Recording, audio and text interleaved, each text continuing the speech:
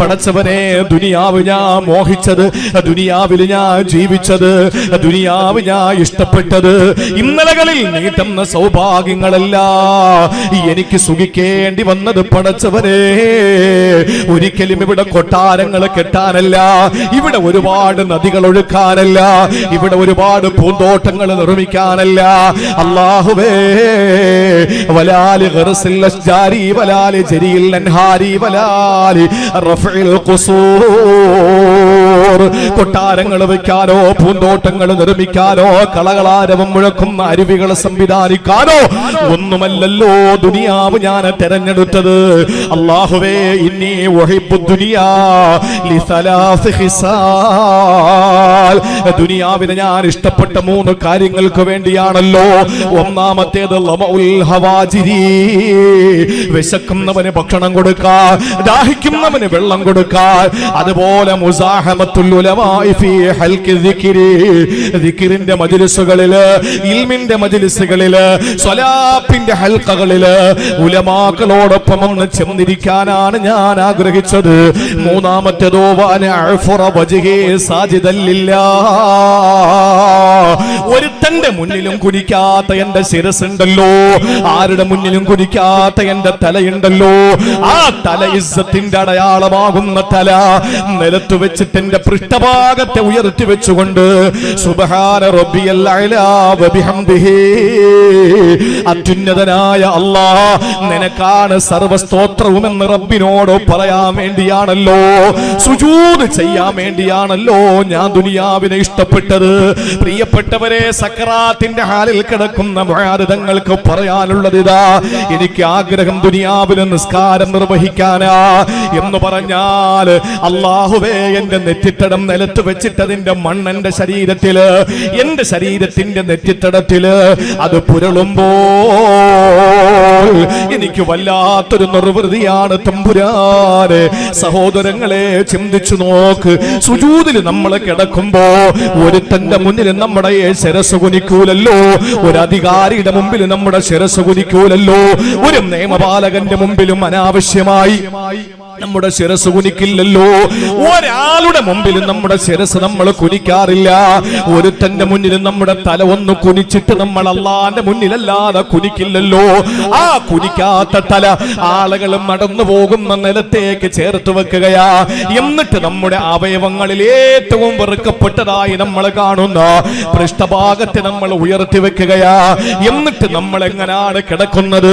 ഇവിടത്തെ സൗദി ഭരണാധികാരി ഉണ്ടല്ലോ, അതല്ലെങ്കിൽ കോടാനകോടി സ്വത്തിന്റെ ഉടമയായ സഹോദരങ്ങളെ ബ്രൂണൈ സുൽത്താൻ, എത്രയോ കോടാന സഹസ്രകോടി സ്വത്തിന്റെ ഉടമയായ അദ്ദേഹത്തിന്റെ കുതിരാലയങ്ങളിലെ കുതിരയെ പാർപ്പിച്ചിരിക്കുന്ന പ്രദേശങ്ങൾ പോലെ AC-യിലാണ് കുതിരകളെ ഇട്ടിരിക്കുന്നത്.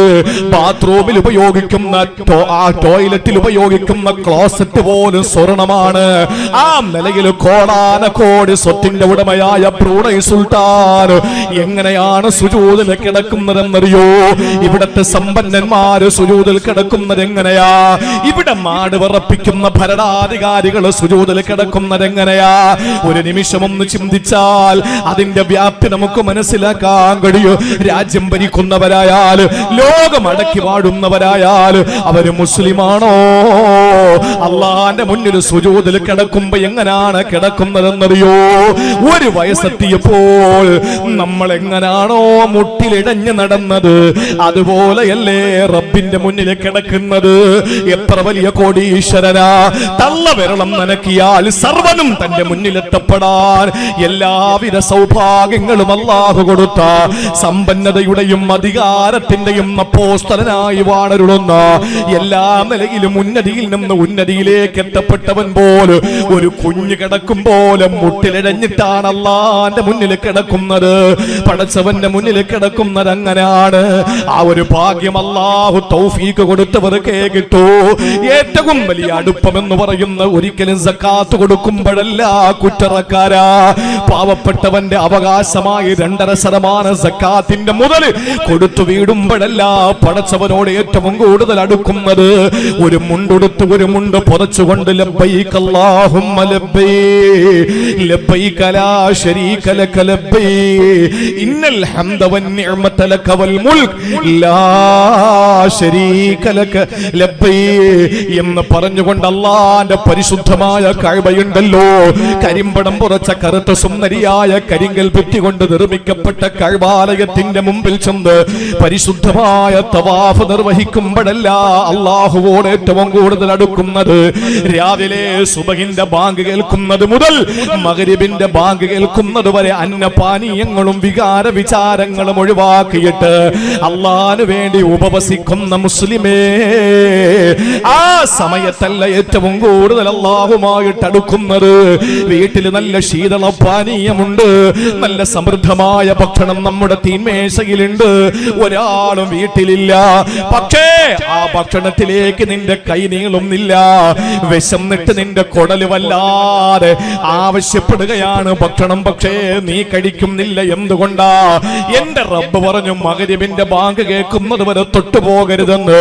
അല്ലാഹുവിന് വേണ്ടി എന്റെ പട്ടിണിയെ ഞാൻ നെഞ്ചോട് ചേർത്ത് വെക്കുകയാ. സുന്ദരിയായ ഭാര്യ വീട്ടിലുണ്ട്, ശാരീരികമായ ആഗ്രഹങ്ങളുണ്ട്, പക്ഷേ മഗ്രിബിന്റെ സമയം വരെ എന്റെ ഭാര്യ എനിക്ക് നിഷിദ്ധമാണ്. ഇത് ചിന്തിച്ചുകൊണ്ടൊരു മനുഷ്യനെ എല്ലാം ഒഴിവാക്കിയിട്ട് റബ്ബിനോട് കടപ്പെടുമ്പോൾ ആ കടപ്പാടിന്റെ സമ്പൂർണമായ സാക്ഷാത്കാരത്തിന്റെ സമയത്തല്ല അല്ലാഹുമായിട്ട് ഒരാൾ ഏറ്റവും കൂടുതൽ അടുക്കുന്നത്. ഒരാള് പടച്ചവനോട് ഏറ്റവും കൂടുതൽ അടുക്കുന്നത് എപ്പോഴെന്നറിയോ? ഈ കുറ്ററ പള്ളിയിലേക്ക് കടന്നു വന്ന്, അതല്ലെങ്കിൽ സഹോദരിമാരവരുടെ വീടുകളിൽ ഒതുവെടുത്ത്, നിങ്ങളുടെ തലയുണ്ടല്ലോ, നെറ്റിത്തടമുണ്ടല്ലോ, ആരുടെ മുന്നിലും കുനിക്കാതെ ഉയർത്തിപ്പിടിച്ചിരിക്കുന്ന തല, ആ തല നടന്നു പോകുന്ന മക്കളോടി കളിക്കുന്ന ആ നിലത്തേക്ക് ചേർത്ത് വെക്കുമ്പോ സുജൂദിന്റെ സമയമുണ്ടല്ലോ, ആ സമയത്താണ് അല്ലാഹുവിലേക്ക് ഏറ്റവും കൂടുതൽ നമ്മൾ അടുക്കുന്നതെന്ന് മഹാനായ നബി മുഹമ്മദ് മുസ്തഫ സല്ലല്ലാഹു അലൈഹി വസല്ലം തങ്ങൾ പറയാൻ. അതുകൊണ്ട് ജീവിതത്തിലെ അശ്രദ്ധകൾ മാറാൻ, നന്നാകാൻ, റമളാനെ നെഞ്ചോട് ചേർത്ത് വെക്കാൻ, അതിഥി വരുമ്പോ കുറെ കാര്യങ്ങൾ നമ്മൾ മനസ്സിലാക്കണം. ഒരു അതിഥി എന്ന് പറഞ്ഞാൽ ആ അതിഥി നമ്മുടെ വീട്ടിലേക്ക് ഒരു അതിഥി, കുറ്ററയിൽ ഒരു അതിഥി വരികയാണെന്നിരിക്കട്ടെ, നിങ്ങൾ എന്താ ചെയ്യാ? വിളിച്ചു പറഞ്ഞു അതിഥി വരികയാണ്. 2-3 ദിവസം കൊണ്ട് ഫോണിലും അല്ലാതെയൊക്കെ അറിയിച്ചു ഞാൻ വരികയാണ്. വലിയ ആഗ്രഹത്തോടുകൂടി 1 കൊല്ലം മുമ്പ് കണ്ടതാണ്. ആ അതിഥി വീട്ടിലേക്ക് വരുന്നു എന്നറിയുമ്പോൾ നിങ്ങൾ എന്താ ചെയ്യാം? ആദ്യം ചെയ്യുന്നത് മുറ്റത്തിറങ്ങി നിൽക്കും. അതിഥി വരുന്നത് കാത്ത് മുറ്റത്തിറങ്ങി ഇങ്ങനെ കാത്തു നിൽക്കും, അല്ലേ? നമ്മൾ ചെയ്യുന്ന ഒന്നാമത്തെ കാര്യം അതാണ്. മുറ്റത്തിറങ്ങി ഇങ്ങനെ കാത്തു നിൽക്കും അതിഥിയെ സ്വീകരിക്കാൻ വേണ്ടിയിട്ട്.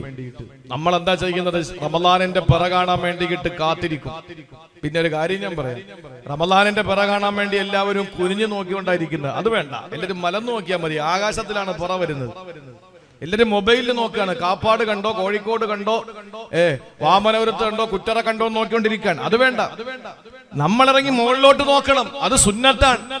അത് കോഴിക്കോട് കാലയ്ക്ക് മാത്രം കിട്ടിയാൽ മതിയോ? അത് തിരുവനന്തപുരം കാലയ്ക്ക് മാത്രം കിട്ടിയാൽ മതിയോ? അത് ഏതെങ്കിലും പള്ളിയിലെ ഇമാമിനും കാലയ്ക്കും കിട്ടിയാൽ മതിയോ? പോരാ, അത് നമുക്കും കിട്ടണ്ടേ? അത് സുന്നത്തല്ലേ? നിങ്ങളെ കാണോ കാണാതിരിക്കോ? റമളാന് സാധ്യതയുള്ള ബുധനാഴ്ച രാത്രി വെളിയിലിറങ്ങണം.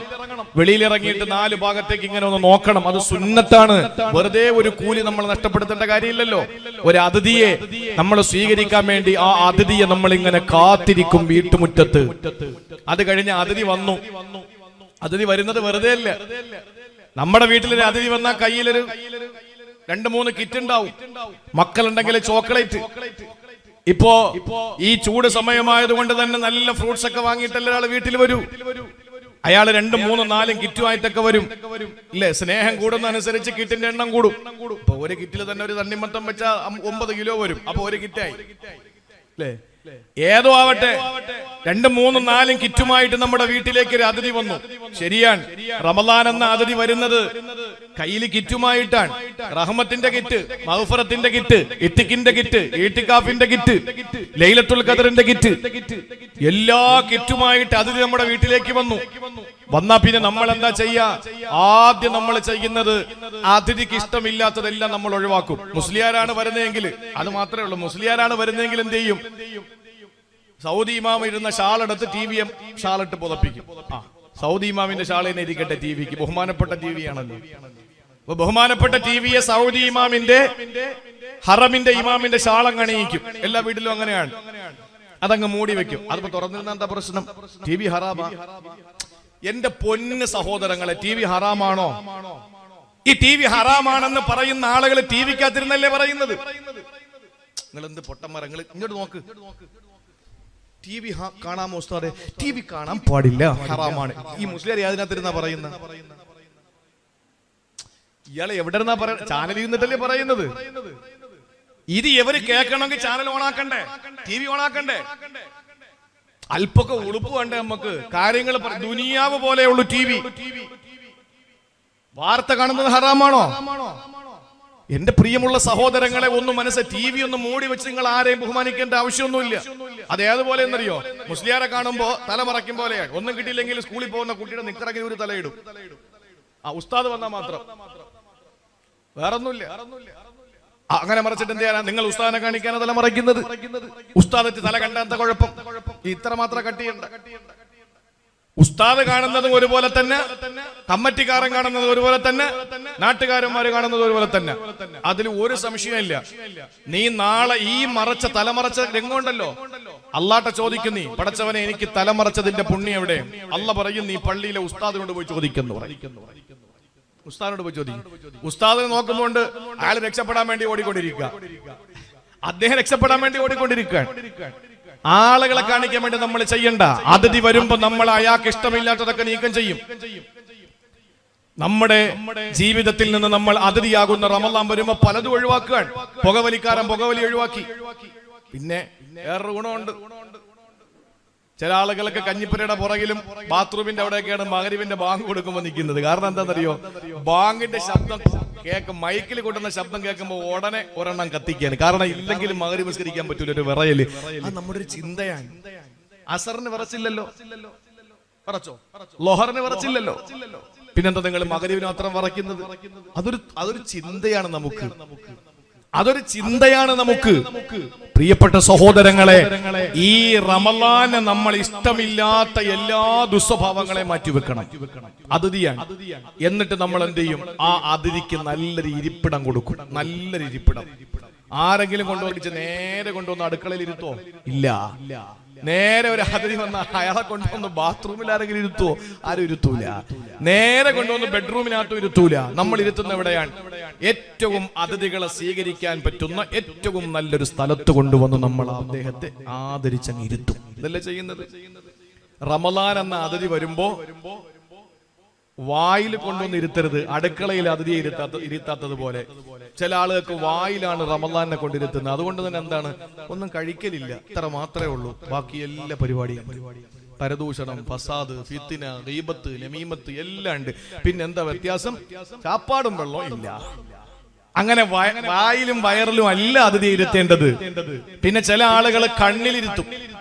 ചില ആളുകൾ എന്താണ്? ഹറാമൊന്നും കാണൂല, പക്ഷെ നോമ്പുണ്ടാവൂല. പട്ടിണി കിടക്കാൻ എന്നെ കൊണ്ട് പറ്റൂല. റമളാനെ ബഹുമാനിക്കുകയാണ്, പറ്റൂല. ആ റമളാൻ എന്ന അതിഥിയെ ഇരുത്തേണ്ടത് ഹൃദയത്തിലാണ്. ഹൃദയത്തിൽ ഇരുത്തി കഴിഞ്ഞാൽ ആ റമളാൻ എന്ന അതിഥി നമ്മുടെ ഹൃദയത്തിൽ ഇരുന്ന് കഴിഞ്ഞാൽ പിന്നെ ബാക്കി മൊത്തം ക്ലിയറായി. അതിഥി കൊണ്ടുവന്ന എല്ലാ കിറ്റുകളും നമ്മെ ഏൽപ്പിക്കുന്നു. ഒന്നാമത്തെ 10 ദിവസം കൊണ്ട് റഹ്മത്ത് നമ്മൾ അത് കൃത്യമായി നമ്മൾ സ്വീകരിച്ചു. മഗ്ഫിറത്ത് രണ്ടാമത്തെ 10 കൊണ്ട് സ്വായത്തമാക്കി. മൂന്നാമത്തെ 10 കൊണ്ട് നരകമോചനവും ഏത്തിക്കാഫും അതുപോലെ തന്നെ ലൈലത്തുൽ ഖദ്റും ഒക്കെ സന്തോഷകരമാക്കി. 3-10 കഴിയുമ്പോൾ ഈ അതിഥി പോകാനിറങ്ങുമ്പോ ഒരു മര്യാദ എന്ന നിലയിൽ നമ്മൾ സാധാരണ വീട്ടിൽ വന്ന അതിഥി 3 ദിവസം നിൽക്കാൻ പാടുള്ളൂ. പഠിച്ചോളി, സ്കൂൾ വെക്കേഷൻ വരാൻ പോവാ. ചില ആളുകൾ പോയ ഒരാഴ്ച നിൽക്കും. അള്ളാന്റെ തൗഫീഖ് കൊണ്ട് 3 ദിവസത്തിൽ കൂടുതൽ ചാപ്പാട് കൊടുക്കരുത്. കൊടുക്കുന്നതൊക്കെ വേറെയാ. 3 ദിവസം അതിഥി സൽക്കാരം. 3 ദിവസം കഴിഞ്ഞാൽ പിന്നെ അവന്റെ മഹൽ ഫضലുണ്ടെങ്കിൽ നിനക്ക് ആഹാരം കിട്ടിയ നീ കഴിച്ചോ, ഇല്ലെങ്കിൽ പൊയ്ക്കോ. 3 ദിവസത്തെ അതിഥി സൽക്കാരത്തിന്റെ കൂലിയുള്ളൂ. 3 ദിവസം. അതുകൊണ്ട് എവിടെ വാപ്പാന്റെ വീട്ടിൽ പോയാലും, ഉമ്മാന്റെ വീട്ടിൽ പോയാലും, കൊച്ചുമ്മാടെ വീട്ടിൽ പോയാലും, മോളെ കെട്ടിച്ച വീട്ടിൽ പോയാലും, മോൻ കെട്ടിയ വീട്ടിൽ പോയാലും 3 ദിവസത്തിൽ കൂടുതൽ അവിടെ നിൽക്കരുത്. മഹാമോശമാണ്. ഫസ്റ്റ് ദിവസം മട്ടനായിരിക്കും, 2ാം ദിവസം അത് നേരെ താഴേക്ക് വരും, ബീഫായി. 3ാം ദിവസം ചൈനയിലെ മറ്റേ വെള്ളക്കോഴി, ഏത് ഈ പ്ലാസ്റ്റിക് കോഴി ഉണ്ടല്ലോ, അതായി. ഇനി 4ാമത്തെ ദിവസം നീ നിന്ന് നോക്ക്, ഉണക്ക മീനായിരിക്കും. നമ്മളെ നാടൻ ഭാഷയിൽ പറഞ്ഞ കരിവാട്ട് കറി. അത് മതി. കാരണം എന്താ? നിന്റെ അവധി കഴിഞ്ഞു. 3 ദിവസേ പാടുള്ളൂ. 3 പത്തുകൾ റമദാൻ നമ്മളോടൊപ്പമുണ്ട്. ആ 3 പത്ത് കഴിഞ്ഞാൽ പ്രിയപ്പെട്ടവരെ, ഒരു അതിഥി പോകുമ്പോൾ എന്തോ ഒരു വിഷമമാണ്, എത്രയോ ദുഃഖമാണ്, വിവരണാതീതമായ സങ്കടമാ. അതുകൊണ്ടാണ് പള്ളിയുടെ മെമ്പറിൽ നിന്നുകൊണ്ട് ബഹുമാനപ്പെട്ട ഖതീബ് അവസാനത്തെ വെള്ളിയാഴ്ച പൊതുവായി ഒരു യാത്രയയപ്പ് നൽകുകയാണ്. അസ്സലാമു അലൈക യാ ശഹ്റ റമളാൻ. ഖതീബുമാര് ഖുത്ബയോട് മിമ്പറുകളിൽ നിന്ന് യാത്ര അയക്കുമ്പോൾ നമ്മുടെ തൊണ്ട പൊട്ടാറുണ്ടോ, ഹൃദയം ഇടിക്കാറുണ്ടോ, ശബ്ദമിടറാറുണ്ടോ, കണ്ണ് നിറയാറുണ്ടോ, കൽബ് വേദനിക്കാറുണ്ടോ, കരളിന് നീറ്റൽ വരാറുണ്ടോ, ചുണ്ടു വിറയ്ക്കാറുണ്ടോ? ചിന്തിക്കണേ പ്രിയപ്പെട്ടവരെ. അസ്സലാമു അലൈക യാ ശഹ്റ തറാവീഹി വൽ മസാബീഹ്. അസ്സലാമു അലൈക യാ ശഹ്റ الرحمة والمرحمة والمغفرة. السلام عليك يا شهر الرحمة والرضوان എന്ന് പറഞ്ഞിട്ട് റമളാനെ നമ്മൾ യാത്രയാക്കുമല്ലോ. സങ്കടത്തോടെ ഒരു വീട്ടിൽ വന്ന് അതിഥിയെ നമ്മൾ ഗേറ്റ് വരെ കൊണ്ടാക്കുമ്പോൾ നമ്മൾ യാത്രയാക്കാൻ വേണ്ടി കാത്തിരിക്കുന്ന ഈ സമയത്ത് പ്രിയപ്പെട്ടവരെ, എണ്ണപ്പെട്ട ദിവസങ്ങൾ ബാക്കി നിൽക്കവേ നമ്മുടെ ജീവിതത്തിൽ നാം ചെയ്യേണ്ട ഏറ്റവും പ്രധാനപ്പെട്ട കാര്യമേതെന്നറിയോ? നമസ്കാരം മുടക്കാതിരിക്കല. ജീവിതത്തിൽ ഒരിക്കൽ പോലും അല്ലാഹു തന്ന ആരോഗ്യം വെറുതെയാണെന്ന് ചിന്തിക്കല്ലേ. ഇന്ന് സുജൂദ് ചെയ്യാത്ത ഒറ്റ ഒരുത്തനും നാളെ പരലോകത്ത് മുതുകു കുനിയൂല. ഇന്ന് കുറ്ററപ്പള്ളിയിൽ ബാങ്ക് വിളിക്കുമ്പോൾ, അതുപോലെ തന്നെ വീടുകളിൽ ഇരിക്കുമ്പോൾ ബാങ്ക് കേൾക്കുമ്പോൾ എന്തേ എനിക്ക് നടുവളയുന്നില്ല, എന്റെ മുതുക് വല്ലാത്ത പ്രശ്നമാണ്, എനിക്ക് അരയ്ക്ക് വല്ലാത്ത വേദനയാണെന്നൊക്കെ പറയുന്നവരുണ്ടല്ലോ. ഇന്ന് വളയ്ക്കാത്ത മുതുക് നാളെ വളയൂല. നാളെ ആഖിറത്തിൽ നിസ്കാരമില്ലല്ലോ, പരലോകത്ത് നിസ്കാരമില്ല. പക്ഷേ അല്ലാഹു കോടാനകോടി സൃഷ്ടിജാലങ്ങൾ ഒരുമിച്ച് കൂടുന്ന മഹ്ശറയിൽ വെച്ചിട്ട് അവനോട് പറയുമുണ്ട്. അല്ലാഹു പറയുകയാണ്, ഒരു സുജൂദൂടെ ചെയ്തിട്ട് നീ ഒന്ന് പോകുവോ, ഒരൊറ്റ സുജൂദും കൂടി ഇവിടെ നിന്ന് ചെയ്തിട്ട് നീ പൊയ്ക്കോ എന്ന് പറയുമ്പോൾ ഇവിടെ കുനിയാത്ത ഡിസ്ക് അവിടെ കുനിയൂല. ഇവിടെ നിസ്കാരമില്ലാത്തവനെ നിസ്കരിക്കാൻ പറ്റൂല. അതുകൊണ്ട് 24 മണിക്കൂർ അല്ലാഹു നമുക്ക് ശ്വാസോച്ഛ്വാസത്തിന് തന്നപ്പോ 24 മിനിറ്റ് അല്ലേ റബ്ബ് തിരിച്ചു ചോദിച്ചുള്ളൂ. അത് കൊടുക്കാൻ നമ്മൾ മടി കാണിക്കല്ലേ. അതുകൊണ്ട് ഒന്നാമത്തേത് പ്രിയപ്പെട്ടവരെ നമസ്കാരമാണ്. ഒരു മനുഷ്യന്റെ ജനനം മുതൽ ഒരു മനുഷ്യന്റെ ആഖിറം വരെ 5 വഖത്ത് നിസ്കാരത്തിനെ സൂചിപ്പിക്കുകയാണത്രേ. ഒരു മനുഷ്യന്റെ ജനനം മുതൽ ആഖിറം വരെയാണ് 5 നേരത്തെ നിസ്കാരം. ഇതെന്റെ വാക്കല്ല, ഇമാമുന റംലി റഹിമഹുല്ലാ. നിങ്ങൾ നോക്കൂ, സുബഹി എപ്പോഴാ? സൂര്യൻ ഉദിക്കുന്നതിന് മുമ്പ്. സുബഹി നിസ്കാരം കഴിഞ്ഞാൽ പിന്നെ സൂര്യൻ ഉദിക്കുകയാണ്. ഒരു ഉദയം എന്നുള്ളത് ഒരു ജനനമാണ്. അതൊരു മനുഷ്യന്റെ ജനനത്തെ സൂചിപ്പിക്കുകയാണ്. ഒരു മനുഷ്യന്റെ ജനനത്തെ സൂചിപ്പിക്കുകയാണ്. അത് കഴിഞ്ഞ് ഇങ്ങോട്ട് ശ്രദ്ധിച്ചാൽ ഇത് മനസ്സിലാവും. കിഴക്ക് സൂര്യൻ ഉദിച്ചു, ഉച്ചയായി, നേരെ അത് നമ്മുടെ നെറുകം തലയുടെ മുകളിലെത്തി. നിഴല് കാണാനില്ല, കാൽ ചുവട്ടിനടിയിൽ ഒളിച്ചു. കാരണം നേരെ തലയുടെ മുകളിലായി സൂര്യൻ. വല്ലാത്ത ചൂട്, ശരീരം വിയർക്കുന്നു, രക്തം തിളയ്ക്കുന്ന സമയം, ഭയങ്കരമായ രക്തത്തിന്റെ തിളപ്പ്. ആ സമയത്ത് അല്പം കൂടെ തെറ്റുമ്പോഴാണല്ലോ ളുഹർ. ഈ സമയം മനുഷ്യന്റെ യൗവനമാണ്. ഒരു യുവാവിനെ സംബന്ധിച്ചിടത്തോളം രക്തം തിളയ്ക്കുന്ന സമയമാണ്. യുവാക്കളെ, തിളപ്പിന്റെ സമയമാണ് യുവത്വം. തിളപ്പിന്റെ സമയം. അത് കഞ്ചാവിന് വേണ്ടി തിളക്കരുത്, അത് ലഹരിക്ക് വേണ്ടി തിളക്കരുത്. അത്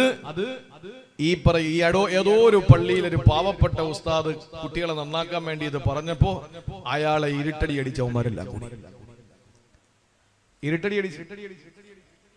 ഇതിപ്പോഴത്തെ കൗമിനോട് പറയാൻ പറ്റില്ല. അതുകൊണ്ട് ഇവിടെയാണ് ഇത്തിരി അച്ചടക്കത്തോടെ ഇരിക്കുന്നത്. ചില സ്ഥലങ്ങളിൽ വാഴ തുടങ്ങുമ്പോൾ അവിടെ കുറച്ച് കുട്ടികളുണ്ടാവും, അവിടെ കുറച്ച് കുട്ടികളുണ്ടാവും, അവിടെ ഒരു സംസാരമാണ്. ഞാൻ പിന്നെ അത് കണ്ടില്ലാന്നങ്ങ് നടിക്കും. ഇവിടെ വന്നിട്ടാന്ന് പറഞ്ഞാൽ പണ്ടുള്ള കുട്ടികൾ ഓടി വരും. ഇപ്പോഴത്തെ കുട്ടികള് നീ പ്രസംഗിക്കടാന്ന് പറഞ്ഞാൽ നാണം കെട്ടില്ല. പിന്നെ ഇത് മാറാൻ എന്താ ചെയ്യാ? അവൻ അവിടെ നിന്ന് പറയാ ഇയാളെ പ്രസംഗിച്ചിട്ട് പോവുക എന്നെങ്ങാനും പറഞ്ഞു കഴിഞ്ഞാൽ ഈ നാണക്കേട് മാറാൻ എന്താ ചെയ്യാ? അതുകൊണ്ട് ഒന്നും മിണ്ടാറില്ല. അങ്ങനത്തെ ഒരു സമൂഹമാണ് ഇപ്പോ. വാപ്പ വീട്ടിൽ മക്കളെ അടിച്ച മക്കള് നടുറോട്ടിട്ട് വാപ്പ അടിക്കും. ചില വാപ്പമാര് മക്കൾ ഉറങ്ങിയിട്ട് വീട്ടിൽ ഒരു ഉണരുന്ന മുമ്പ് സ്ഥലം കാര്യമാക്കുകയും ചെയ്യും. കാരണം പേടിയാണ്. നിസ്സാര കാരണങ്ങളാണ് പ്രിയപ്പെട്ടവരെ വഴി തെറ്റിപ്പോയി, കൗമ് നശിച്ചുപോയി, വല്ലാത്തൊരു നാശത്തിലേക്ക് എത്തിപ്പോയി. ഇഷ്ടം പോലെ വഴലക്ക് വല്ല കുറവുണ്ടോ? റമളാന്റെ തലേ ദിവസം വരെയും റമളാൻ കഴിഞ്ഞിട്ടും ബുക്കിംഗ്, പ്രസംഗം മെയ് മാസം ഫുള്ള്. വഴലിന് ഒരു കുറവുമില്ല. സംഘാടകർക്ക് കുറവുണ്ടോ? അതുമില്ല. വഴൽ കേൾക്കാൻ ആളുകൾക്ക് കുറവുണ്ടോ? അതുമില്ല. ജീവിതത്തിൽ എന്തെങ്കിലും ഒരു മാറ്റം ഉണ്ടോ? തീരെയില്ല. ഇത് ഞാനാ പറയുന്നത്, വഴല് പറയണോന്ന് തന്നെയാണ് ഈ പറയുന്നത്. പിന്നെ വഴലെന്തിനാ? അക്കൂസ് പണിയാൻ, ടൈല് കെട്ടാൻ, ബാത്റൂം കെട്ടാൻ, ഉസ്താദിന് പിന്നെ റൂം ശരിയാക്കാൻ, ഫാൻ വാങ്ങാൻ, എന്റെ പ്രിയപ്പെട്ട സഹോദര പെണ്ണിനെ കെട്ടിക്കാൻ. നല്ലതാണ്, അൽഹംദുലില്ലാ. കാര്യങ്ങളൊക്കെ നടക്കണമെങ്കിൽ, നമ്മുടെ കാര്യങ്ങളൊക്കെ നടക്കണമെങ്കിൽ ഇതൊക്കെ തന്നെയാണ് വേണ്ടത്. പക്ഷേ അതുകൊണ്ടുള്ള ഫലം നമുക്ക് കിട്ടുന്നില്ല എന്നുള്ളതാണ്. വഴല് പറയുന്നവൻ അതുവഴി അങ്ങ് പോയി അവൻ ഉറങ്ങുന്നു. പറയിപ്പിച്ചവര് അതിലേറെ ഉറക്കത്തിൽ അവര് പോകുന്നു. കേട്ടവര് അതേ സുഖത്തിൽ അവരും പോകുന്നു, കിടന്നുറങ്ങുന്നു. സുബഹി ആർക്കുമില്ല. പിന്നെന്താ വഴല്? എന്ത് വഴല? മാറ്റം ഉണ്ടാകണം സഹോദരങ്ങളെ. നമ്മുടെ ജീവിതത്തിൽ പരിവർത്തനം ഉണ്ടാകണം. യുവാക്കളോട് എനിക്ക് പറയാനുള്ളത്, നിങ്ങളുടെ ഈ സമയം തിളപ്പിന്റെ സമയമാണ്. നിങ്ങൾ ഇപ്പൊ ചെയ്യുന്നതൊക്കെ നിങ്ങൾ ഒരു കാരണവശാലും നിങ്ങളുടെ ജീവിതത്തിൽ മാതാപിതാക്കളെ പറയുന്നതിനപ്പുറം നിൽക്കരുത്. ഇപ്പൊ അറിയില്ല, നിങ്ങൾ അല്പം കൂടെ അങ്ങോട്ട് ചെന്ന് പെണ്ണൊക്കെ കെട്ടി അന്ന് നിങ്ങൾ പിന്നെ ഈ പറയുന്ന രീതിയിൽ നഴ്സറി കുട്ടികളെ പോലെയൊക്കെ പോകണമെന്ന് തോന്നും, ടിപ്പറിൽ കയറി പോകണമെന്ന് തോന്നും, പുതിയ പെണ്ണിനെ അറബാനയിൽ കൊണ്ടുവരണമെന്ന് തോന്നും. ഇതൊക്കെ ചെയ്ത് നിങ്ങൾ കല്യാണമൊക്കെ കഴിച്ച് നിങ്ങളുടെ ഭാര്യയെ പ്രസവിച്ച് ആ കുഞ്ഞ് വളർന്ന് വലുതായി വരുമ്പോൾ നിങ്ങൾ ചിന്തിക്കും, പടച്ചവനെ അന്ന് ഞങ്ങളുടെ വാപ്പായും ഉമ്മായും ഒക്കെ പറഞ്ഞത് ഇത്രയും ഒരു വാപ്പ ആയപ്പോഴാണ് എനിക്ക് മനസ്സിലായത്, ഒരു ഉമ്മ ആയപ്പോഴാണ് എനിക്ക് മനസ്സിലായത് ഇതിന്റെ വേവ് എന്ന് അപ്പൊ ചിന്തിക്കാം. അപ്പോൾ ചിന്തിച്ചിട്ട് കാര്യമില്ല, അപ്പോഴേക്കും കാര്യങ്ങളൊക്കെ കഴിഞ്ഞിട്ടുണ്ടാവും. അതുകൊണ്ട് ജീവിതത്തിൽ തിളപ്പിന്റെ സമയമാണ്. അത് കഴിഞ്ഞ് സൂര്യൻ വീണ്ടും പടിഞ്ഞാറേക്ക് വരികയാണ്. പടിഞ്ഞാറേക്ക് വന്നു, കുറച്ചങ്ങ് കുനിഞ്ഞു. സൂര്യൻ പടിഞ്ഞാറേക്ക് കുനിഞ്ഞു. പഴയ വെളിച്ചം ഇപ്പൊ ഇല്ല, പഴയ ചൂടും തിളപ്പും ഇപ്പൊ ഇല്ല. എന്നാലും വെട്ടവും വെളിച്ചമൊക്കെ ഉണ്ട്. അതൊരു മനുഷ്യന്റെ വാർദ്ധക്യമാണ്. പഴയ പ്രസരിപ്പും പഴയ പ്രൗഢിയും തിളപ്പും ഓട്ടവും ചാട്ടവും ഇപ്പൊ ഇല്ല. കൈയൊന്നും അനങ്ങുന്നില്ല, എങ്കിലും കുഴപ്പമൊന്നുമില്ല, പള്ളിയിലൊക്കെ വരുന്നുണ്ട്. ഇതൊരു മനുഷ്യന്റെ വാർദ്ധക്യം. അതാണ് അസ്ർ സൂചിപ്പിക്കുന്നത്. അത് കഴിഞ്ഞ് പടിഞ്ഞാറ് സൂര്യൻ അസ്തമിച്ചു. ഉദിച്ച സൂര്യൻ അസ്തമിച്ചു. മനുഷ്യൻ മരിച്ചു. എന്നാലും മഗ്‌രിബിന് പള്ളിയിൽ കുറ്ററ വരുന്നവർക്ക് അറിയാമല്ലോ, മുഖാമുഖം ആളുകളെ തിരിച്ചറിയാൻ പറ്റുന്നു. ഒരിക്കലും മുമ്പിലുള്ള ആളുകളെ കാണാൻ പറ്റാത്ത കുറ്റിരുട്ടാകുന്നില്ല. അതെ, മഗ്‌രിബ് സൂര്യൻ അസ്തമിച്ചാൽ പോലും കുറച്ചു വെട്ടം ബാക്കിയുണ്ട്. മഗ്‌രിബ് മനുഷ്യന്റെ മരണമാണ്. മരിച്ചാലും ആളുകൾ കുറച്ചു നാളൊക്കെ പറയും നമ്മളെ 3 ദിവസം, 7 ദിവസം, 11, 40, പിന്നെ ആണ്ട്. ആളുകളൊക്കെ പറയൂ അദ്ദേഹം ഉണ്ടായിരുന്നെങ്കിൽ അങ്ങനെയാണ്. ഭാര്യയും പറയും, അല്ലാ എന്റെ ഇക്ക പോയി, ആരാ ഇനി എന്നെ കൊണ്ടുവന്ന് ഈ ലൈറ്റ് കാണിക്കുന്നത് ആരാ? അല്ലാതെ എന്റെ ഇക്കാരനോ എന്റെ ഭർത്താവിന് സ്വർഗത്തിലോ നരകത്തിലോ അതൊന്നും അല്ല. പടച്ചവനെ എല്ലാ ദിവസവും എല്ലാ പിന്നെ ന്യൂ ഇയറിനും എന്നെ കൊണ്ടുപോകുന്ന ഇക്കായ, എല്ലാ ദിവസവും കറങ്ങാൻ കൊണ്ടുപോകണ ഇക്കായ, ഇനി ആരാ എന്നെ കൊണ്ടുപോവുക? അങ്ങനല്ലേ പെണ്ണ് പറയുന്ന? മരിച്ചു കിടക്കുന്ന ഭർത്താവിന്റെ മുമ്പിൽ നിലവിളിക്കുന്ന പെണ്ണ് പറയുന്നത് എന്താ? നിങ്ങൾ ശ്രദ്ധിച്ചു നോക്കി. ഇനി ഒരു മരണ വീട്ടിൽ നിങ്ങളൊന്ന് ശ്രദ്ധിച്ചാൽ മതി. അവള് പറയുന്ന ഒറ്റ വാക്ക്, എനിക്കിന്യാരി. ഇതല്ലാതെ എന്റെ ഇക്ക ഒറ്റയ്ക്കായി, എന്റെ ഭർത്താവിന് ആരാ ഖബറില് ഒറ്റപ്പെട്ടു പോയില്ലേ, അത് ഒരു വിഷയമേ അല്ല. എനിക്കിനി ആര്? മരിച്ചവരെ പറ്റി ആർക്കും വേദനയില്ലല്ലോ. എന്തിനാ വേദനിക്കുക? ആര് മരിച്ചാലും ഏത് പ്രായത്തിൽ മരിച്ചാലും അവരുടെ വിഷയത്തിൽ ഒരു വേദനയും വേണ്ട. സ്വാലിഹായ മനുഷ്യനാണോ? ഗദൻ അൽഖാ മുഹമ്മദൻ വഅസ്ഹാബാ. ബിലാൽ തങ്ങൾ മരിക്കാൻ നേരത്ത് പറഞ്ഞതാണ്, ഞാൻ എന്തിന് സങ്കടപ്പെടണം? ഒന്നും മരിച്ചാൽ അടുത്ത നിമിഷം എന്റെ മുത്തു റസൂലിനെ കാണാമല്ലോ. നമ്മൾ മരിച്ചാൽ സിദ്ദീഖുൽ അക്ബർ തങ്ങളെ കാണാം. ഈ ജീവിതം നമ്മൾ അവസാനിച്ചാൽ അടുത്ത നിമിഷം നമ്മൾ കാണുന്ന ആരൊക്കെയാ? മുഹമ്മദ് മുസ്തഫ. നമ്മൾ എത്രയോ വഅലുകളിൽ കേട്ട ഹബീബേ നബി മുഹമ്മദ് മുസ്തഫ, വികാരമേ നബി മുഹമ്മദ് മുസ്തഫ, വിചാരമേ നബി മുഹമ്മദ് മുസ്തഫ, ലോകത്തിന്റെ ജേതാവ് നേതാവ് നബി മുഹമ്മദ് മുസ്തഫ. അവിടത്തെ നേരിട്ട് നമുക്ക് കാണാൻ കഴിയും. അബൂബക്കർ സിദ്ദീഖ് ഇതായിരുന്നു, ഉമറുൽ ഫാറൂഖ് എത്ര വയല് കേട്ടതാ. ഇതാണോ ഉമർ തങ്ങള്? നമുക്ക് കാണാൻ പറ്റും. അത് മരിച്ചാലേ പറ്റുള്ളൂ. ഉറ്ററപ്പള്ളിയുടെ ഖബറിൽ കിടക്കുമ്പം കാണാം, മണ്ണിന് അടി കിടക്കുമ്പം കാണാം, മണ്ണിന്റെ പുറത്തുനിന്ന് കാണാൻ പറ്റൂല. നമ്മൾ കരുതുന്ന ആളുകൾ പറയുന്നത് എന്താ? മരിച്ചതോട് തീർന്നു. ഇല്ല, തുടങ്ങാണ് ജീവിതം. അതുകൊണ്ടാണ് അല്ലദീ ഖലഖൽ മൗത വൽ ഹയാ. സൂറത്ത് മുൽക്ക് പറഞ്ഞ എന്താ? വീട്ടിൽ ചെല്ലുമ്പോൾ ഓതുമ്പോൾ ശ്രദ്ധിച്ചോക്ക്. ആദ്യം പറഞ്ഞതാ അല്ലദീ ഖലഖ തബാറക്കല്ലദീ ബിയദിഹിൽ മുൽക്ക് വഹുവ അലാ കുല്ലി ഷൈഇൻ ഖദീർ അല്ലദീ ഖലഖ മൗത വൽ ഹയാ. ആദ്യം പറഞ്ഞ മരണം, പിന്നെ ജീവിതം. ഈ ജീവിതം ഒരു ജീവിതം അല്ല എന്നർത്ഥം. അള്ളാഹു മനസ്സിലാക്കാനുള്ള തൗഫീഖ് തരട്ടെ. അപ്പൊ ആളുകൾ പറയാറുണ്ട്, അവൻ നല്ലവനായിരുന്നു, അവൻ അങ്ങനത്തവനായിരുന്നു, ഇങ്ങനത്തവനായിരുന്നു. അത് മഗ്രിബ് നിസ്കാരത്തിന്റെ സമയമാണ്. കാരണം എന്താ? സൂര്യ അസ്തമിച്ചാലും കുറച്ച് വെട്ടം കാണും. പള്ളിയിൽ കയറി നിസ്കരിച്ച് 2 റക്അത്ത് സുന്നത്തൊക്കെ നിസ്കരിച്ച് ഇമാമിന്റെ കൈയൊക്കെ മുസാഫത്ത് ചെയ്ത് കുറച്ച് കാര്യമൊക്കെ പറഞ്ഞ് പിന്നെ പുറകിൽ ഒന്ന് ഇച്ചിരി ഫസാദൊക്കെ പറഞ്ഞിട്ട് വെളിയിറങ്ങുമ്പോഴേക്ക് സൂര്യൻ അസ്തമിച്ചതിനെ പറ്റി അറിയുന്നു. പിന്നെ ആരും ആരെയും കാണുന്നില്ല. അതാണ് കുറെ നാൾ കഴിഞ്ഞാൽ എല്ലാവരും മറന്നു. അങ്ങനെ മറന്ന് വിസ്മൃതിയിലായി. ഇപ്പൊ മുമ്പിരിക്കുന്ന ആരെയും കണ്ടു. ആ ഒരു സമയം സൂര്യനെ പറ്റി എല്ലാവരും മറന്നു. ആ സമയത്തല്ലേ ഇശാ നിസ്കാരമുള്ളത്. അതാ മനുഷ്യന്റെ മഹിഷറയാണ്. ആരും ഇപ്പൊ അയാളെ പറ്റി പറയുന്നില്ല. അയാളും അയാളുടെ അമലുകളുമായി ഖബറിലാണ്. അയാളും അയാളുടെ അമലുകളുമായിട്ട് അയാൾ പരലോകത്താണ്. അയാളും അയാളുടെ തിന്മകളുമായി പരലോകത്താണ്. മക്കളെ, 5 നേരത്തെ നിസ്കാരം എന്റെ ചെറുപ്പക്കാരായ മക്കളോട് പറയാ, അതൊരു മനുഷ്യന്റെ ജനനം മുതൽ അവന്റെ മരണം വരെയല്ല, പരലോകം വരെയുള്ള അവന്റെ ജീവിതത്തെ സൂചിപ്പിക്കുകയാ. അതുകൊണ്ട് കൃത്യമായി നമസ്കാരം നിർവഹിക്കും നമ്മൾ. എല്ലാ അശ്രദ്ധയിൽ നിന്ന് നമുക്ക് രക്ഷപ്പെടാൻ കഴിയും. അള്ളാഹു തൗഫീഖ് നൽകട്ടെ. ഇനി രണ്ടാമത്തേത്, അള്ളാഹുവിന്റെ റസൂല് പറയുകയാണ്, ഒരു മനുഷ്യന് നന്നാകാൻ, പ്രത്യേകിച്ച് എണ്ണപ്പെട്ട ശഅബാനിന്റെ അവസാന രാവുകളിൽ വരുന്ന റമളാൻ മാസത്തിന്റെ ദിവസങ്ങളിലും നമുക്ക് ചെയ്യാനുള്ള രണ്ടാമത്തെ കാര്യമേതെന്നറിയോ? അള്ളാഹുവിന്റെ റസൂല് പറയുകയാണ്, മൻ ഖറഅ 10 ആയാതിൻ ഫീ ലൈല ലം തുക്തബ് മിനൽ ഗാഫിലീൻ. ആരൊരാള് ആ രാത്രിയിൽ അവന് 10 ആയത്തുകൾ ഓതുന്നുണ്ടോ, ഖുർആൻ ഷരീഫിൽ നിന്ന് 10 ആയത്തുകൾ ആരോതുന്നുണ്ടോ, അവൻ ഒരിക്കൽ പോലും, പ്രിയപ്പെട്ട സഹോദരങ്ങള്, അവൻ അശ്രദ്ധയിൽ പെട്ടുപോകുന്നില്ല, അവന് ഗഫലത്തിൽ പെട്ടുപോകുന്നില്ല, അവൻ ഒരിക്കൽ പോലും അശ്രദ്ധവാന്മാരിൽ പെട്ടുപോകുന്നില്ല. നാൽക്കാലികളെക്കാൾ അതപ്പതിപ്പിക്കുന്ന, നരകത്തിൽ ഏറ്റവും കൂടുതൽ കൊണ്ടെത്തിക്കുന്ന, പ്രിയപ്പെട്ടവരെ, പ്രത്യേകിച്ച് ശഅബാൻ മാസത്തിന്റെ പ്രത്യേകതയായി എണ്ണി പറഞ്ഞ ഗഫലത്തുണ്ടല്ലോ, അതിൽ പെട്ടുപോകാതിരിക്കാൻ രണ്ടാമതായി ചെയ്യേണ്ടത് എന്തെന്നറിയോ? അല്ലാഹുവിന്റെ റസൂല് പറയുകയാണ്, മൻ ഖറഅ 10 ആയാതിൻ ഫീ ലൈല. ആരെങ്കിലും ഒരു രാത്രിയിൽ 10 ആയത്ത് ഓതിയാൽ, സഹോദരിമാരെ, സഹോദരങ്ങളെ, വിരിപ്പിൽ കിടക്കാൻ നേരത്ത് വന്നിരുന്ന് ഒരു ജുസു ഖുർആൻ ഓതുന്ന 30 രാത്രികൾ കൊണ്ട് തന്നെ ഒരു ഖത്ം ഓതുന്നവരെ പറ്റിയല്ല ഞാൻ പറയുന്നത്. 1.5 ദിവസം കൊണ്ട് ഖത്ം ഓതുന്ന ഒരു സഹോദരി ഇന്നലെ മരണപ്പെട്ടു. അല്ലാഹു ആ പെങ്ങളുടെ ഖബർ വിശാലമാക്കട്ടെ.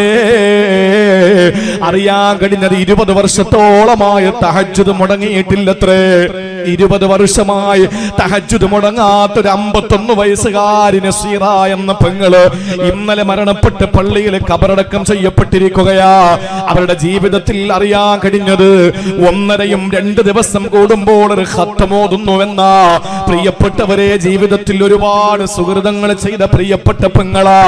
മരിക്കുന്ന രംഗം അവരുടെ ബന്ധുക്കൾ പറഞ്ഞത്, അസ്ർ നിസ്കാരത്തിന് ഉളുവെടുത്ത് അസ്ർ നിസ്കരിച്ചുവത്രേ.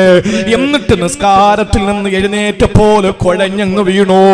ഓടിച്ചെന്ന് വാരിക്കോരിയെടുത്തു. രോഗങ്ങളൊന്നും ഉണ്ടായിരുന്നില്ല. സഹോദരിയെ വാരിക്കോരിയങ്ങ് എടുക്കുകയാ. എടുത്തപ്പോൾ ആ സഹോദരി പെട്ടെന്ന് എന്തോ പറയുന്നുണ്ട്. ശ്രദ്ധിച്ചപ്പോൾ ഇന്നാ ലില്ലാഹി വ ഇന്നാ ഇലൈഹി റാജിഊൻ, ഈ വാക്കാണ് അവര് പറഞ്ഞത്. എന്നിട്ട് അവര് പറഞ്ഞു അത്രേ, അശ്ഹദു അല്ലാ ഇലാഹ ഇല്ലല്ലാഹു അശ്ഹദു അന്ന മുഹമ്മദർ റസൂലുള്ളാഹ്. മൂന്നാമത് അവര് പറഞ്ഞു ലാ ഇലാഹ ഇല്ലല്ലാഹ്.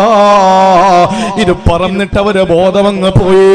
മെഡിക്കൽ കോളേജിൽ കൊണ്ട് ചെല്ലുമ്പോൾ തലയിലുള്ള ഞരമ്പുകളെല്ലാം പൊട്ടിയിട്ട് ബ്ലീഡിംഗ് ആണ്. ഇനി രക്ഷപ്പെടാൻ സാധ്യതയില്ല. ICUവിൽ പോലും അവരെ കയറ്റിയില്ല. അവരെ സാധാരണ കിടത്തുന്ന ഒരു വാർഡിൽ കൊണ്ട് കിടത്തിയിട്ട് പറഞ്ഞു, ഞങ്ങൾക്ക് 24 മണിക്കൂർ കഴിയാതെ ഒന്നും പറയാൻ കഴിയില്ല. നിമിഷങ്ങൾ മിനിറ്റുകൾക്ക് വഴിമാറി മിനിറ്റുകൾ മണിക്കൂറുകളെ പ്രസവിച്ചപ്പോൾ പ്രിയപ്പെട്ടവരെ മണിക്കൂറുകൾ ഏതാനും കഴിഞ്ഞപ്പോൾ ആ പ്രിയപ്പെട്ട സഹോദരിയുടെ ആ റൂഹ് ശരീരത്തിൽ നിന്ന് വിട പറയുകയാണ്. ഒരു ചെറിയ ഞെടുക്കത്തോടെ മരണപ്പെടുകയാണ്. അവസാനം പറഞ്ഞ വാചകം ലാ ഇലാഹ ഇല്ലല്ലാഹ്. തൊട്ടു മുമ്പ് പറഞ്ഞത് ഷഹാദത്തൈനിയ, അതിനു മുമ്പ് പറഞ്ഞ ഇസ്തിർജാൻ ഇന്നാലില്ല എന്ന വാക്കാ. ആ പ്രിയപ്പെട്ട സഹോദരി ഏതെങ്കിലും വലിയ ഒരു യൂണിവേഴ്സിറ്റിയുടെ പ്രൊഫസറായിരുന്നില്ല, ഏതെങ്കിലും വലിയ കോളേജിന്റെ പ്രധാന അധ്യാപികയായിരുന്നില്ല. സാധാരണക്കാരിയായ ഒരു വീട്ടമ്മ. 2 ആൺമക്കളെ അള്ളാഹുവിന്റെ ദീനിന് സമ്മാനിച്ചുകൊണ്ട് ആലിമീങ്ങളായി വളർത്തിയെടുത്ത പ്രിയപ്പെട്ട ഒരു സഹോദരി. അവരുടെ ഭർത്താവ് എത്രയോ കൊല്ലങ്ങൾ പരിശുദ്ധമായ പള്ളിയിലേക്ക് ആളുകളെ ക്ഷണിക്കുന്ന ബാങ്ക് വിളിക്കുന്ന മുഅദ്ദിനായിരുന്നു. എന്റെ എന്റെ നാട്ടുകാരിയാണ്, എന്റെ ബന്ധു കൂടിയാണ്. ആ പ്രിയപ്പെട്ട സഹോദരി ഇന്നലെ മരണപ്പെട്ടു. ആ സഹോദരി അസറിന് മരിക്കുന്നു. മഗ്രിബ് നിസ്കാരം കഴിഞ്ഞ് നടക്കുന്നു. പ്രിയപ്പെട്ടവരെ, ആ സഹോദരി മരിച്ചുപോയി. അല്ലാഹു മഗ്ഫിറത്ത് കൊടുക്കട്ടെ. ഒരു മനുഷ്യൻ ഇപ്പറേ ആയുസുള്ളൂ. ഏത് സമയത്താ മരിക്കുന്നതെന്ന് പറയാൻ കഴിയില്ല. ജീവിതത്തിൽ അല്ലാഹു നമുക്ക് തന്ന രാത്രികള് 10 ആയത്തുകൾ കൊണ്ട് നമുക്ക് മുഖരിതമാക്കാൻ കഴിഞ്ഞാൽ, അറ്റ്ലീസ്റ്റ് 10 ആയത്തെങ്കിലും നമ്മൾ ഓതാൻ കഴിഞ്ഞാൽ. ഖുർആൻ തീരെ ഓതാത്തവരുണ്ടല്ലോ. വീട്ടിൽ എവിടെയാണ് പാസ്പോർട്ട് എന്ന് പറഞ്ഞാലും നിമിഷ നേരം കൊണ്ട് എടുത്തു കൊടുക്കും. എവിടെ ഇരിക്കുന്നു എന്നറിയാ. ആധാർ എവിടെ ഉണ്ടെന്ന് ചോദിച്ചാലും അറിയുമല്ലോ ഉമ്മ. നിങ്ങളുടെ റേഷൻ കാർഡ് എവിടെയാണെന്ന് ചോദിച്ചാലും അറിയാമല്ലോ. എവിടെയാണ് തിരിച്ചറിയൽ രേഖകൾ എന്ന് ചോദിച്ചാലും നിങ്ങൾക്കറിയാമല്ലോ. എവിടെയാണ് നിങ്ങളുടെ മൊബൈൽ എന്ന് ചോദിച്ചാൽ കൃത്യമായി നിങ്ങൾ ചൂണ്ടിക്കാണിക്കുമല്ലോ. എവിടെയാണ് പെട്ടെന്നൊരു വീട്ടിൽ ചെന്നിട്ട് ചോദിക്കുന്നു ഉമ്മ ഖുർആൻ എവിടെയാണെന്ന് ചോദിച്ചാൽ മിനിറ്റുകൾ അവർക്ക് ചിന്തിക്കേണ്ടി വരൂലേ. മിനിറ്റുകൾ അവർ കറങ്ങി നടക്കൂലേ. എവിടാ ഖുർആൻ ഇരിക്കുന്നതെന്ന് നോക്കിയിട്ട്. എല്ലാ വീട്ടിലെയും കാര്യമല്ല പറയുന്നത്. പടച്ചവനാണ്. ഖുർആൻ തൊടാത്ത വീടുണ്ടോ? എന്നാ ഖുർആൻ എടുപ്പിക്കാൻ അല്ലാഹ്ക്കറിയാ.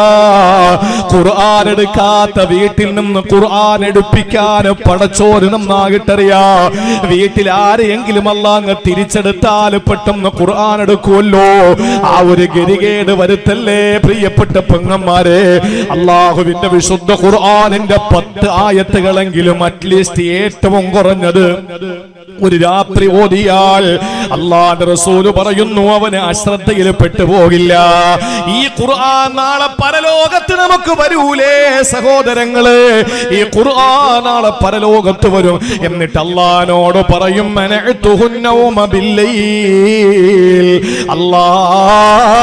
ഞാൻ രാത്രി കുറ്ററയിൽ ചെന്നിട്ട്, വാമനപുരത്ത് ചെന്നിട്ട്, വെഞ്ഞാറമൂട്ടിൽ ചെന്നിട്ട് ഞാൻ അവളോട് പറഞ്ഞു ഇന്ന് ഉറങ്ങല്ലേ, എന്നെ ഒന്ന് ഓതു എന്ന്. ആ സമയത്ത് എന്നെ എടുത്ത് നെഞ്ചിലേക്ക് ചേർത്ത് വെച്ചിട്ട് എന്നെ ഓതി. ആ മനുഷ്യനെ ആ പെണ്ണിനെ ആണിനെ ഞാൻ ഉറക്കം കെടുത്തി. അല്ലാ അതുകൊണ്ട് എനിക്ക് നീ തരണം. ഇവനെ രക്ഷപ്പെടുത്താൻ എനിക്ക് നീ ശുപാർശയ്ക്കുള്ള അനുമതി തരണമെന്ന് അല്ലാഹു റബ്ബുൽ ഇസ്സത്ത് എന്ന മാലിക്കുൽ മുൽക്കിനോട് ഖുർആൻ പറഞ്ഞാൽ ആ ഖുർആനിന്റെ വാക്ക് കേൾക്കാതിരിക്കുവോ നമ്മുടെ റബ്ബ്? അവന്റെ കലാമല്ലേ ഖുർആൻ. ആ പടച്ചവന് ഖുർആൻ പറയുന്നത് കേൾക്കാതിരിക്കുമോ? ഇല്ല. നമുക്ക് നാളെ രക്ഷപ്പെട്ടൂടെ സഹോദരങ്ങളെ? നമ്മുടെ പ്രമാണമാണ് ഖുർആൻ, നമ്മുടെ കാറ്റലോഗാണ് ഖുർആൻ. നമ്മളാക്കി ആക്കി മാറ്റിയ പുരാതന കാലത്തെ പ്രാകൃതന്റെ പുരോഗമന കാലത്തെ പരിഷ്കൃതന്റെ മനോമുകുരത്തില് പരിവർത്തനത്തിന്റെ പടകധ്വനി മുഴക്കിയ ലോകം ദാഹിച്ചുകൊണ്ടിരുന്ന വിമോചന സരണി ആഗോള സംസ്കാര സംശുദ്ധ സിദ്ധാന്തം വിളിച്ചോതുന്ന വിശുദ്ധമായ ഖുർആൻ ഇറാഖുരത്തിന്റെ അന്തരീക്ഷത്തെ കീറിമുറിച്ചുകൊണ്ട് റൂഹുൽ അമീൻ മലക്ക് ജിബ്രീൽ അലൈഹിസ്സലാം ഓതിക്കൊടുത്ത വിശുദ്ധ ഖുർആൻ. ആ ഖുർആനിന്റെ 10 ആയത്ത് രാത്രി ഉറങ്ങി കിടക്കുന്നതിന് മുമ്പൊന്ന് ഓതുവോ, എന്നാൽ സകല അശ്രദ്ധയും അവന് മാറുമെന്ന് നബി മുഹമ്മദ് മുസ്തഫ. ഒരു യാത്ര കഴിഞ്ഞു വരുന്നു റസൂലും സഹാബത്തും. യുദ്ധം കഴിഞ്ഞ യാത്ര. ആ യാത്രയിൽ ഇനി അങ്ങോട്ട് തുടർന്നു പോകുന്നത് കരണീയമല്ല, അത് അഭികാമ്യമല്ല. അതുകൊണ്ട് തന്നെ രാത്രി ഇവിടെ തമ്പടിക്കാം റസൂലിന്റെ കൽപ്പന. അങ്ങനെ വനാന്തരത്തിൽ ഹിംസ്ര ജന്തുക്കളുടെ സങ്കേതത്തിന്റെ മധ്യേ അള്ളാന്റെ മുത്തും അവിടത്തെ പ്രിയപ്പെട്ട സഹാബത്തും ടെന്റ് കെട്ടുകയാ, തമ്പ് കെട്ടി കിടന്നു. ചിന്തിക്കണം ഈ സംഭവം. അള്ളാന്റെ റസൂലിനൊരു സ്വഭാവമുണ്ട്, ഓരോരുത്തർക്കും ഓരോ ഡ്യൂട്ടി കൊടുക്കും. അതിലൊരു ഡ്യൂട്ടി അഷ്റഫുൽ ഖൽഖും ഏറ്റെടുക്കും സല്ലല്ലാഹു അലൈഹി വസല്ലം. ചോദിച്ചു, ഇന്നാരാണ് കാവല് നിൽക്കുന്നത്?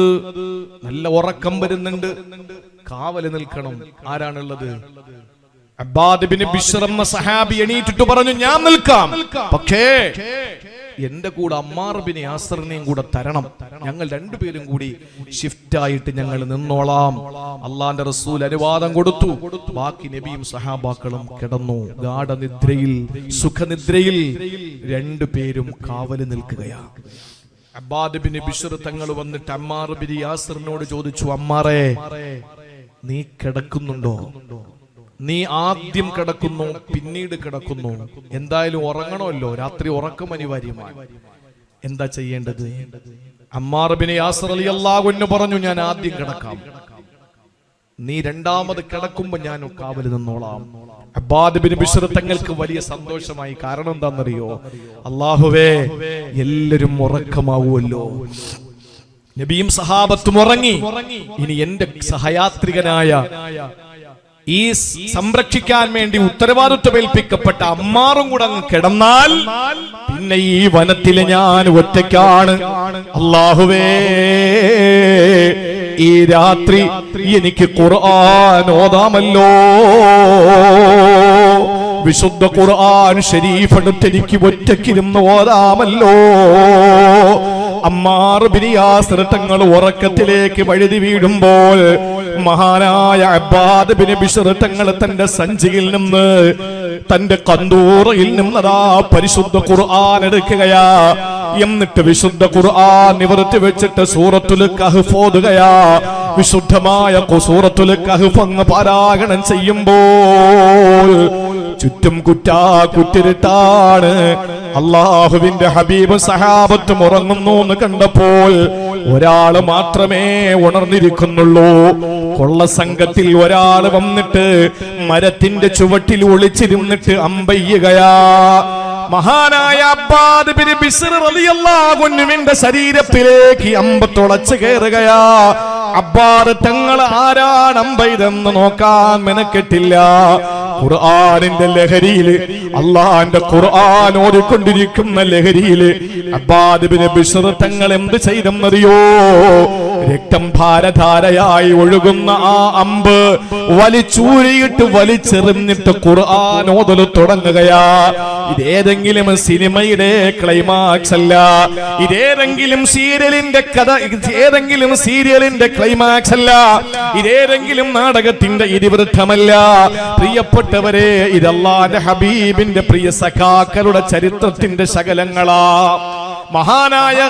മഹാനായ അബ്ബാദ് ബിൻ ബിശ്ർ റളിയല്ലാഹു അൻഹു ഖുർആൻ ശരീഫ് വീണ്ടും പാരായണം ആരംഭിച്ചു. കുറെ നേരം കഴിഞ്ഞപ്പോൾ രണ്ടാമത്തെ അമ്പ് വരികയാ. ആ അമ്പ് വന്ന് ശരീരത്തിലേക്ക് തുളച്ചു കയറുമ്പോൾ ആ അമ്പെന്ന് പറയുന്നത് ടെമ്പറേച്ചർ കൂടുമ്പോൾ ഇഞ്ചക്ഷൻ എടുക്കുന്ന സിറിഞ്ചാണെന്ന് കരുതരുതേ. ആ അമ്പ് രണ്ട് ഭാഗത്തേക്ക് ഇങ്ങനെ ഒരു ചെറിയ അഗ്രഭാഗം ഇങ്ങനെ കൂമ്പിച്ചിരിക്കുന്ന ആ അമ്പിനെ എടുത്തെറിയുമ്പോൾ മഹാനായ അബ്ബാദ് ബിൻ ബിശ്ർ തങ്ങളുടെ ശരീരത്തിന്റെ മാംസത്തിലേക്ക് തുളച്ചു കയറുമ്പോ വലിച്ചൂരുമ്പോൾ ആ ഭാഗത്തെ മാംസം കൂടിയാണ് ഇങ്ങ് പോരുന്നത്. ഖുർആനിന്റെ മുന്നിൽ അതൊന്നും ഒരു പ്രശ്നമല്ല. ഓതിക്കൊണ്ടിരിക്കുമ്പോ ഒരു ചെറിയ കൊതുകുത്തിയാൽ നമ്മൾ അടിച്ച കൊതുവിനെ കൊന്നിട്ടല്ലേ ഖുർആൻ ഓതൂ. ഖുർആൻ ഓതുമ്പോ തലയിലെ പേൻ കൊല്ലുന്ന എത്ര പെങ്ങന്മാരുണ്ട്. യാസീനും ഓതും മോളുടെ തലയിലെ പേനും കൊല്ലും. പ്രിയപ്പെട്ടവരെ, ജീവിതത്തിൽ ഏകാഗ്രതയോടെ പാതിരാത്രിയുടെ നിശബ്ദതയെ തന്റെ സർവശക്തനായ അല്ലാഹു റബ്ബുൽ ഇസ്സത്ത് എന്ന കാമുകന് വേണ്ടി, പ്രേമഭാജനത്തിന് വേണ്ടി മാറ്റിവെച്ചിട്ട് ആ ഖുർആൻ എടുത്ത് ഓതുമ്പോ രണ്ടാമത്തെ അമ്പും വന്ന് പതിച്ചെടുത്ത് നിന്ന് പറിച്ചെറിഞ്ഞു. മൂന്നാമത്തെ അമ്പ് വരികയാണ്. സുബ്ഹാനല്ലാഹ്, രക്തം നയാഗ്ര പോലെ ഒഴുകുകയാ. മൂന്നാമത്തെ അമ്പ് വന്ന് പതിച്ചപ്പോ അബ്ബാദ് തങ്ങളുടെ ശരീരം വാടിക്കുഴഞ്ഞു. വല്ലാത്ത വേദനയല്ലേ. മരിച്ചു പോകുമെന്ന് ഭയം വന്നു. മരിക്കാനുള്ള പേടിയല്ല, റസൂലിന് ആപത്ത് വന്നാലോ എന്നെ ഏൽപ്പിച്ച ഉത്തരവാദിത്വത്തിൽ വീഴ്ച വരുത്തിയവനാകൂലേ. അടുത്ത് കിടക്കുന്ന അമ്മാറിന്റെ കാലിൽ തട്ടി വിളിച്ചിട്ട് അമ്മാറേ എഴുന്നേക്കുവോ. അമ്മാർ ബിൻ യാസിർ തങ്ങൾ എഴുന്നേക്കുമ്പോ അല്ലാ ശരീരത്തിൽ നിന്ന് ചോര ചാലിട്ടെടുക്കുന്ന അബ്ബാദിനെ കാണുകയാ. എന്തുപറ്റി സഹോദരാ? ആരോ അമ്പയ്യുകയാ. മൂന്നെണ്ണമുണ്ടല്ലോ, എന്തേ എന്നെ വിളിക്കാത്തത്? അബ്ബാദ് പറഞ്ഞതെന്തെന്നറിയോ? നിങ്ങളെ വിളിക്കാൻ എനിക്ക് തോന്നിയില്ല, കാരണം ഖുർആൻ കുറച്ചുകൂടെ ഓതിക്കൊണ്ടിരുന്നു. അള്ളാന്റെ കലാമ് കുറച്ചുകൂടി ഓതണമെന്ന ആഗ്രഹം. അങ്ങനെ ഞാൻ ഓതിക്കൊണ്ടേയിരുന്നു. പക്ഷേ ഞാൻ ഈ ക്ഷീണം കൊണ്ടങ്ങ് മരിച്ചു പോയാൽ അള്ളാന്റെ റസൂൽ ഏൽപ്പിച്ച അമാനത്തിൽ വീഴ്ച വരുത്തിയവനാവൂലേ. അല്ലെങ്കിൽ ഞാൻ അങ്ങ് മരിച്ചേനെ. അതാണ് ഖുർആൻ നിർത്തുന്നതിനേക്കാൾ എനിക്ക് നന്ന് എന്ന് ചിന്തിച്ചുകൊണ്ട് അബ്ബാദ് ബിൻ ബിശ്ർ തങ്ങള് അമ്മാർ ബിൻ യാസിർ തങ്ങളോട് മറുപടി പറയുമ്പോൾ, എന്നെ കേൾക്കുന്ന പ്രിയപ്പെട്ടവരെ, ഖുർആനുമായി നമുക്കെന്ത് ബന്ധമാ? സ്വന്തം കബർ കുത്തിയിട്ട് ആ കബറിനകത്ത് ഇറങ്ങിയിരുന്ന് 6000 ഖത്തം തീർത്തതാരെന്നറിയോ? മിസ്റിലെ മാണിക്യമേ, ഈജിപ്തിന്റെ തമ്പുരാട്ടിയെ, രാജകുമാരിയെ, ബീവി നഫീസത്തുൽ മിസ്രിയ റളിയല്ലാഹു അൻഹ സ്വന്തം കബർ കുത്തി. ആ കബറിനകത്ത് ഇറങ്ങി ഇരുന്നിട്ട് ഖുർആൻ ഓതുന്നു. ഞാൻ നാളെ കിടക്കേണ്ട കബറല്ലേ, ഈ കബറിന്റെ വെളിച്ചം ഖിറാഅത്തുൽ ഖുർആനല്ലേ നേരം പോക്ക് എന്ന് കരുതി ഖുർആൻ ഓതുന്നാൽ ഒരു മനുഷ്യന്റെ ജീവിതത്തിൽ അശ്രദ്ധകൾ മാറുമെന്നത്രേ അല്ലാഹുവിന്റെ ഹബീബ് നബി മുഹമ്മദ് മുസ്തഫ. 10 ആയത്തെങ്കിലും ഓതാതെ കിടക്കരുത്. അല്ലാഹു നമുക്കതിലുള്ള തൗഫീക്ക് തരട്ടെ. 10 ആയത്തെങ്കിലും ഖുർആൻ ഓതാൻ പഠിക്കാൻ ഭാഗ്യം കിട്ടാതെ പോയ എന്റെ പ്രിയപ്പെട്ട ഉപ്പമാർ, ഇന്നത്തെ പോലെ മദ്രസകൾ അന്ന് സുസജ്ജമല്ല, ഇന്നത്തെ പോലെ സംവിധാനങ്ങൾ ഇല്ലായിരുന്നു. പറ്റിപ്പോയി, എന്ത് ചെയ്യാനാ? അല്ലാഹു ഗഫൂറുർ റഹീമാ. പക്ഷെ നിങ്ങൾ ഒളുവെടുക്ക്, എന്നിട്ട് ഖുർആൻ എടുക്ക്, എന്നിട്ട് നിങ്ങൾക്ക് അക്ഷരങ്ങൾ ചേർത്ത് വെച്ചിട്ട് വല്ലദീ യതതഉ, അല്ലാഹുവിന്റെ ഹബീബ് പറഞ്ഞത് വല്ലദീ യതതഉ എന്ന് പറഞ്ഞാൽ തപ്പിത്തടയുന്നവൻ. ഖുർആൻ അറിയാവുന്ന രീതിയിൽ ഉറക്കെ നന്നായിട്ട് ഓതിപ്പോകുന്നവന് സവാബുൻ, ഒരു പ്രതിഫലം. പക്ഷേ വല്ലദീ യതതഉ, ഇന്നലത്തെ ഭൂതകാലത്ത് പഠിക്കാൻ കഴിയാത്ത വ്യാകുലതയിൽ ഭാവി കാലത്തിന്റെ ഭാസുരതയ്ക്ക് വേണ്ടി വർത്തമാനകാല സാഹചര്യം ഖുർആൻ എടുത്ത് നെഞ്ചോട് ചേർത്ത് വെച്ച് ഓതുന്നവൻ ഇല്ല, ഞാൻ പഠിച്ചില്ല എന്ന് പറഞ്ഞിട്ട് മാറി നിന്നില്ല. നാളെ എനിക്ക് വിജയിക്കണമെങ്കിൽ ഇന്ന് എനിക്ക് ഖുർആനുമായി ബന്ധം വേണമെന്ന് ചിന്തിച്ചവൻ ഖുർആൻ എടുത്തു വെച്ചിട്ട് വല്ലദീ യതതഉ തപ്പിത്തടഞ്ഞോതുന്നവൻ സവാബാനി 2 കൂലിയുണ്ടെന്ന് നബി മുഹമ്മദ് മുസ്തഫ. 1 ഓതിയതിന്റെ, 2 കഷ്ടപ്പെട്ട് ഓതിയതിന്റെ കൂലി. വേണ്ടേ? നമ്മൾ രക്ഷപ്പെട്ടില്ലേ? ഇനി ഒന്നും അറിയില്ല, തപ്പിത്തടഞ്ഞോതാനും നമുക്കറിയില്ല. അങ്ങനെ വന്നാൽ അള്ളാഹുവിന്റെ ഖുർആൻ എടുത്ത് വെറുതെ ഒന്ന് നോക്കിക്കൂടെ? ആ വരികളിലൂടെ ഇങ്ങനെ കണ്ണും ഓടിച്ചൂടെ? ആ ഖുർആൻ എടുത്തു വെച്ചിട്ട് ആ വരികളിലൂടെ ഇങ്ങനെ കണ്ണുകൾ ഓടിച്ചോടിച്ചു പോയെന്ത് സൗരഭ്യമാ. അല്ലാഹുവിന്റെ സംസാരം, അവന്റെ കലാം ജിബ്രീൽ ഓതിക്കൊടുത്തു, നബി തങ്ങൾ ഓതിയ, അല്ലാഹുവിന്റെ ഹബീബിന്റെ പ്രിയപ്പെട്ട സഹാബാക്കളെ ഹൃദ്യസ്ഥമാക്കിയ ആ ഖുർആൻ നമ്മളാക്കി മാറ്റിയ ഖുർആൻ. ആദ്യത്തെ അധ്യായം എന്താ? സൂറത്തുൽ ഫാത്തിഹ. ഫാത്തിഹ എന്ന് പറഞ്ഞാൽ ആമുഖം. ഒരു ബുക്ക് എഴുതുന്നവൻ, ഒരു പുസ്തകം എഴുതുന്നവൻ ആദ്യം ആമുഖം എഴുതാറുണ്ട്. ആ ആമുഖം വായിച്ചാൽ അറിയാം അകത്ത് എന്തൊക്കെയാ ഉള്ളതെന്ന്. അല്ലേ? എല്ലാം അകത്തുള്ളതെല്ലാം ആമുഖത്തിൽ കാണും. വിശുദ്ധ ഖുർആനിന്റെ ആമുഖമാണ് സൂറത്തുൽ ഫാത്തിഹ. സൂറത്തുൽ ഫാത്തിഹ അതിനെ മാറ്റിവെക്ക്. പിന്നുള്ള അധ്യായം ഏതാ? സൂറത്തുൽ ബഖറ. അർത്ഥം പശു. പശു മൃഗമാണ്. പശു മൃഗമാണ്. ഏറ്റവും അവസാനത്തെ അധ്യായം സൂറത്തുൻ നാസ്. അർത്ഥം മനുഷ്യൻ. അപ്പൊ മൃഗത്തിൽ തുടങ്ങി മനുഷ്യരിൽ അവസാനിക്കുന്നു. ഇതെന്താ ഖുർആൻ നമ്മോട് പറയാതെ പറഞ്ഞെന്നറിയോ? ഖുർആൻ അനുസരിച്ച് ജീവിക്കുന്നവൻ, മുറുകെ പിടിക്കുന്നവൻ മൃഗീയതയിൽ നിന്നും മനുഷ്യത്വത്തിലേക്ക് അവൻ കടന്നു വരും. അല്ലാഹു തൗഫീഖ് തരട്ടെ.